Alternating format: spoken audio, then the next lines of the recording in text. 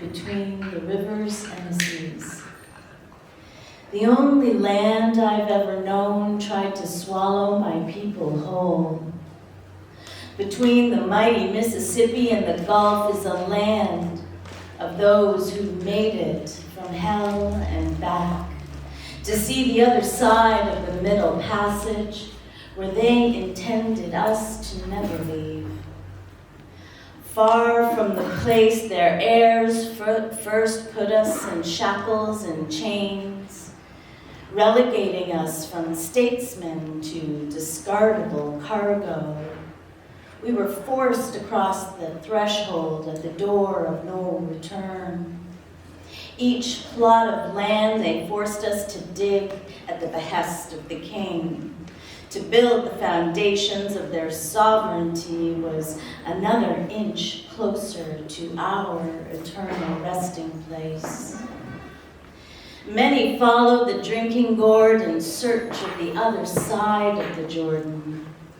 Others were down by the riverside, wading in the water and laying their burdens down. Millions punched their tickets to go up north as bodies hung, swaying above the blood-soaked soil where the poplar trees that bore strange fruits stood. In Beartown is where our freedom was planted by Hiram Sr. and Marcella as the world began to panic months after the great crash. His seeds blossomed like fruits of the Spirit. Hiram Jr. became a patriarch. Israel carved his name in stone with a hammer next to Moses. The sharecropper that gave birth to a nation before the nation ever claimed them lived up to his namesake of a Phoenician king, full of knowledge and wisdom, exalted. In the fields of rural Mississippi where their heirs try to bury our ancestors is where you can find the prayers of the enslaved who dreamed of freedom. Those dreams carried us up the mountaintop in search of the promised land where the kings and the Everest rest.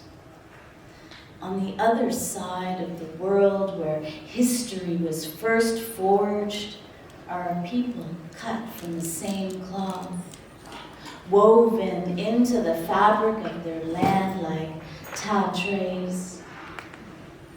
Between the River Jordan and the Great Sea, where the enslaved dreamed of their freedom to be, is the land my people on the other side of the tree have belonged since the beginning of eternity. In the shadow of the mountains of fire is where our tree was planted until it was uprooted after the mandate by those who continue to do everything to ensure its seeds never bloom or return.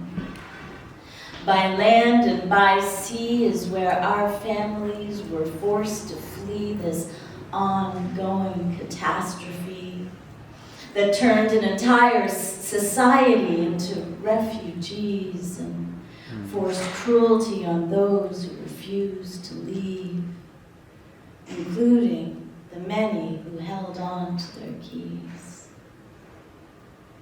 Decades after the setback that forced our people to reside behind the separation wall under lock and key, I finally found my way to the place my ancestors planted their seeds, in Palestine, where the caged birds still sing.